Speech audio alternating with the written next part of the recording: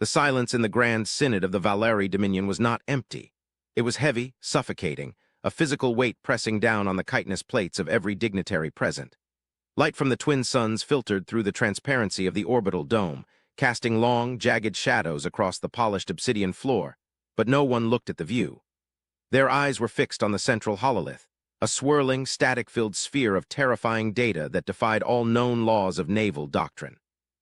High Ambassador Xyloc shifted his weight, his primary talons digging into the velvet of his podium, feeling the tremor of his own heart's beating out of sync. He had served the Dominion for 400 cycles. He had negotiated peace treaties with the warlords of the Outer Rim, stared down the biofleets of the Scourge, and ordered the glassing of rebellious moons without a flicker of hesitation.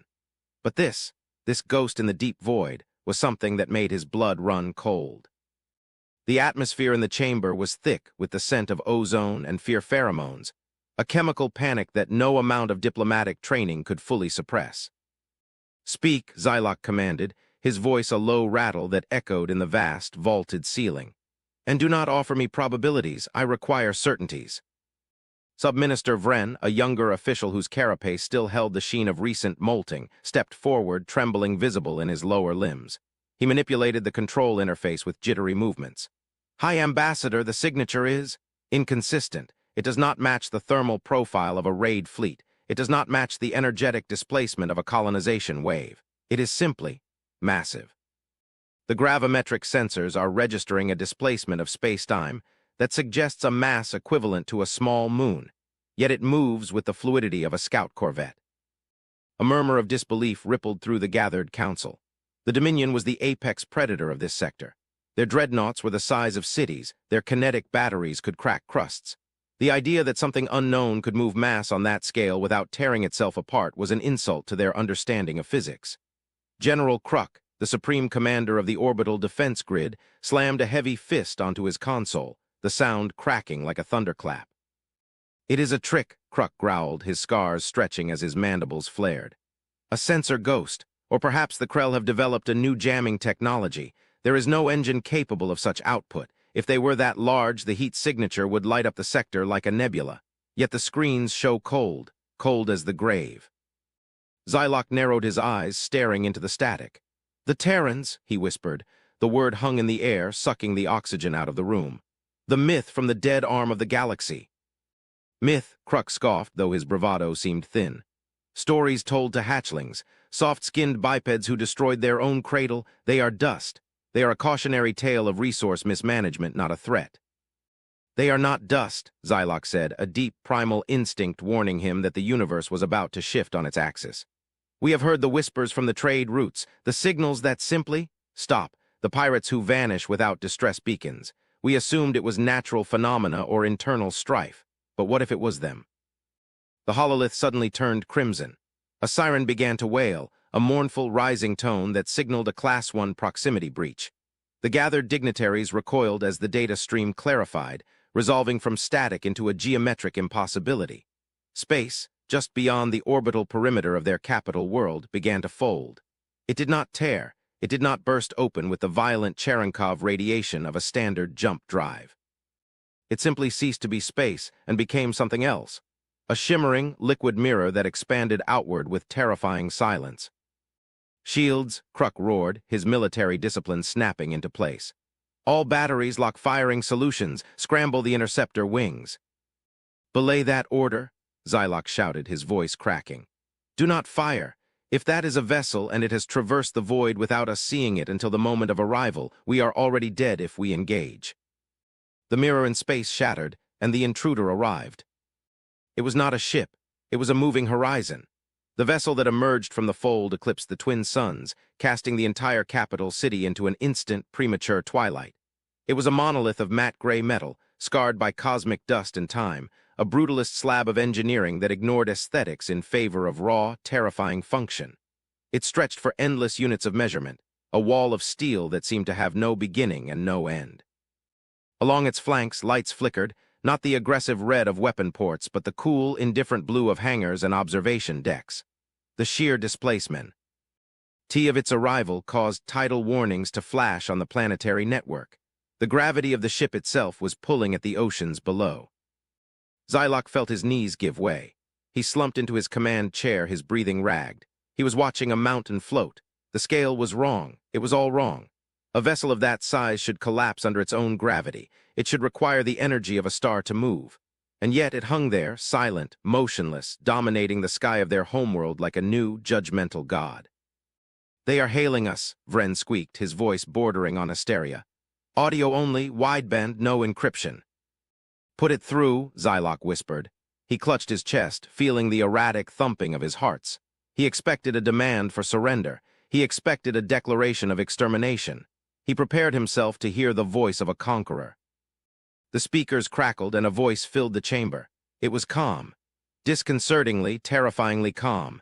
It sounded like a bored clerk reading a manifest, not a warlord at the gates.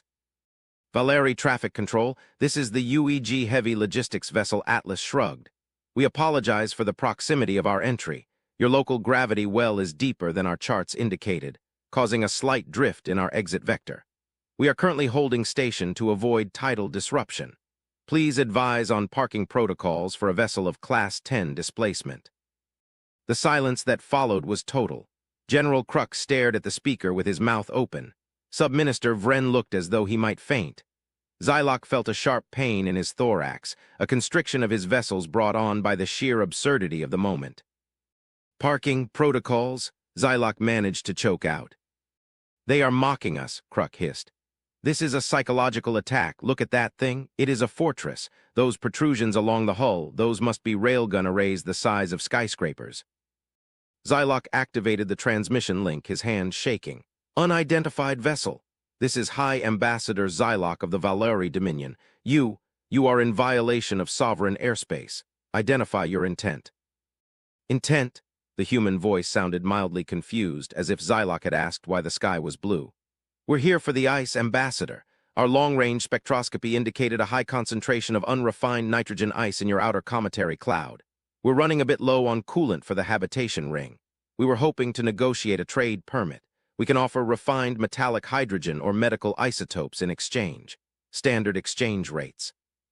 Zylok's vision swam. Ice. They brought a ship the size of a continent to their doorstep, blotting out their suns, creating tidal anomalies, terrorizing the high command. For ice. "This is a trick," Kruk insisted, though his voice lacked conviction now. He was staring at the sensor readouts. "Ambassador, look at the energy readings, their weapons systems. I can't find them. I'm seeing massive shield generators, engines that defy logic and industrial fabrication plants. But I don't see a single active weapon targeting us." "That makes it worse," Zylok whispered, the realization hitting him like a physical blow. The pain in his chest intensified, a crushing weight. "Do you not understand, General? If they came here in a warship, it would mean they fear us. It would mean they recognize us as a threat." He gestured feebly at the screen at the gray wall of the human ship. "They did not bring a warship because they do not consider us a danger. They brought a mining barge. To them, we are not a sovereign empire to be conquered. We are a convenience store on the side of the road." The humiliation was compounded by the terror of implication. If this was their logistics capability, if this was a civilian transport, what did their dreadnoughts look like? The thought sent a spike of adrenaline through Zylok's system that was too much for his aging physiology. He gasped, clutching his chest, his vision tunneling. "Ambassador," Vren cried out, rushing to his side. Zylok waved him away, struggling to maintain composure. "I am intact. Respond to them. Tell them they may take the ice. Tell them we will gift it to them as a gesture of goodwill." "Are you insane?" Kruk argued. "We cannot just—" "Do it," Zylok roared, the effort nearly causing him to black out. "Give them whatever they want.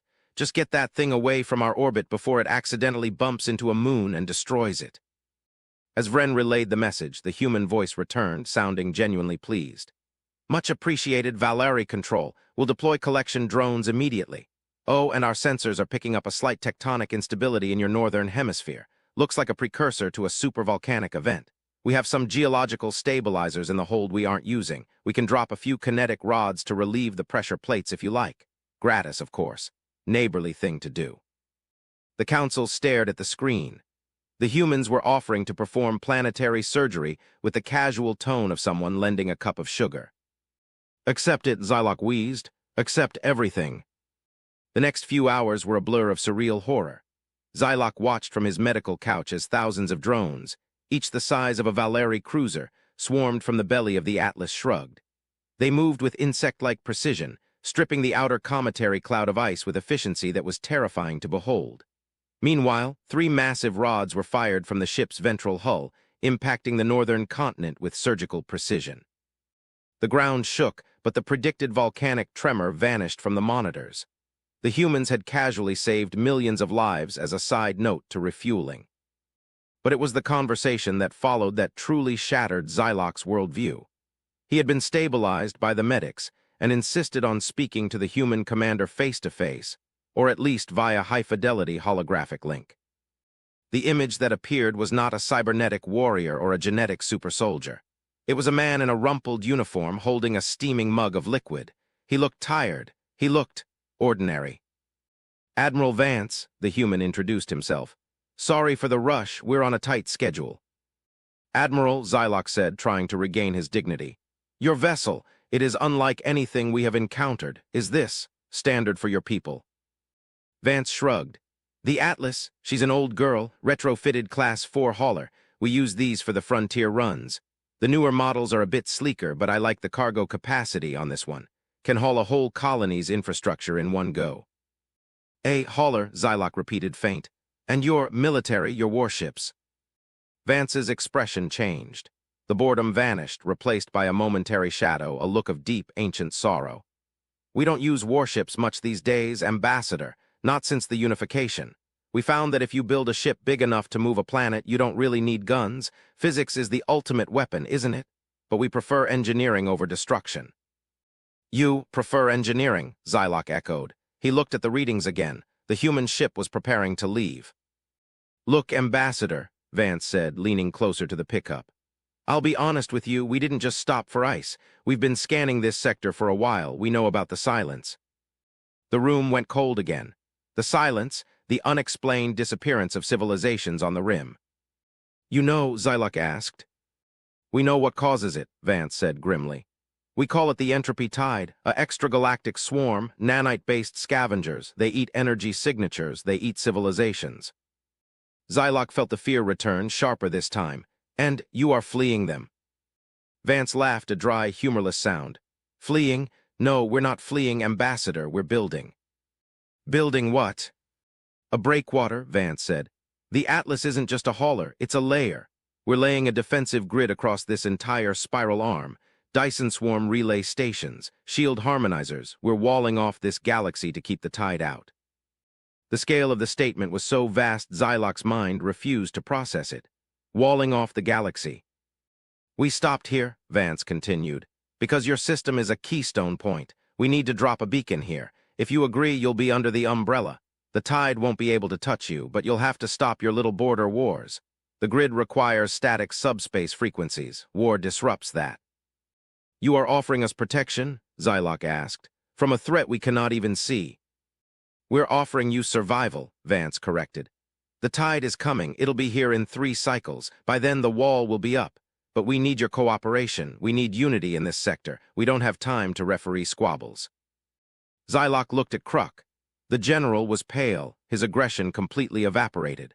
The concept of an enemy that ate civilizations and a savior that built walls around galaxies had rendered their petty territorial disputes meaningless. We accept," Zylok said. "We will align with your grid." "Good," Vance said, checking a monitor off-screen. "We're dropping the beacon now. It'll sit at your system's Lagrange point. Don't touch it. It draws power from vacuum energy. It'll fry anything that gets too close."